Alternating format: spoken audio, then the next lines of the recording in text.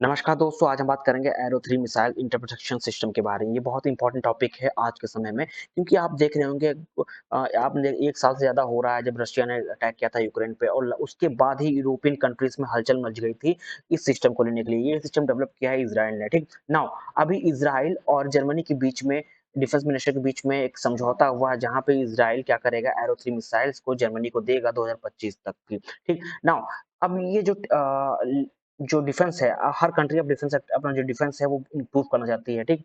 अपनी पावर को और ज़्यादा मजबूत करती है, क्योंकि अभी रशिया ने जैसे ही एक्शन किया था यूक्रेन पे, वहाँ तभी से यूरोपियन कंट्रीज़ में टेंशन बनी हुई है। जियोपॉलिटिकल टेंशन है वो लगातार बढ़ती चली जा रही है, ठीक? जिसके तहत जर्मनी ने अभी इज़राइल से डिफेंस डील साइन की है, जहाँ पे एरो 3 मिसाइल्स को जर्मनी को मिलेगा 2025 तक। अगर ओवरऑल इस मिसाइल के बारे में बात की जाए, ये डिज़ाइन की गई है to interrupt a long range ballistic missile, यानी कि ये बहुत दूरी तक मार दे सकती है, ठीक? अटैक कर सकती है। इसमें 2 कंपोनेंट लगे हुए हैं, जो कि है एरो 2 और एरो 3, ठीक?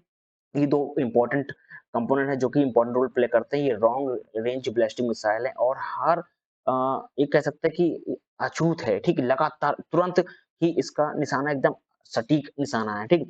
नाउ जैसे ही रशिया ने अटैक किया था यूक्रेन के, उसके बाद ही लगातार यूरोपियन कंट्रीज़ में इसकी डिमांड बढ़ गई है। इज़राइल से जो डिफेंस, आपको पता होगा कि इज़राइल के पास लगातार नए नए डिफेंस नई टेक्नोलॉजी आती रहती है, नए मिसाइल्स आते रहते हैं, तो उसकी ये जो डील है जर्मनी के बीच में अभी हुई और लगातार इसको आगे जो यूरोपियन कंट्रीज़ है उसको परचेज़ करने की बात कह रही हैं, ठीक?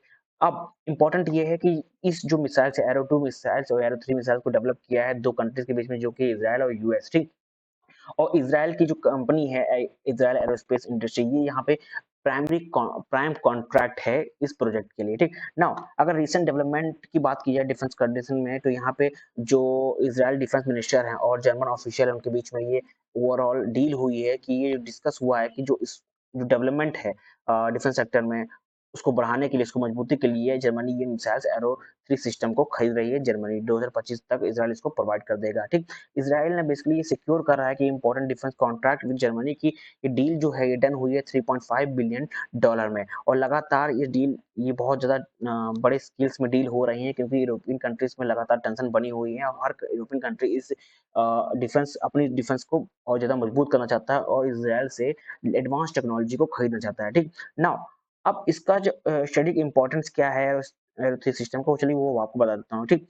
जैसे जैसे ही जर्मनी ने इस ऑर्डर को प्लेस किया इज़राइल के साथ, इज़राइल के डिफेंस मिनिस्टर के साथ, जो कि 3.5 बिलियन डॉलर का था, ये डिफेंस कैपेबिलिटी को इंक्रीज़ कर देगा जर्मनी की। तो और ये जो बेसिकली ये ऐड करेगा, जो स्ट्रेटजी क्या है, ये एडवांटेज है कि against a potential threat for a long range missiles, ठीक? और ये बेसिकली जर्मनी के और डेवलपमेंट में और उनके जो नेबरिंग कंट्रीज़ हैं, ठीक? नेबरिंग जो पार्टनर हैं, नेबर कंट्रीज़ हैं, उनकी सिक्योरिटी कंसर्न के लिए भी बहुत इम्पोर्टेंट है, ये इम्पोर्टेंट रोल प्ले करता है, ठीक?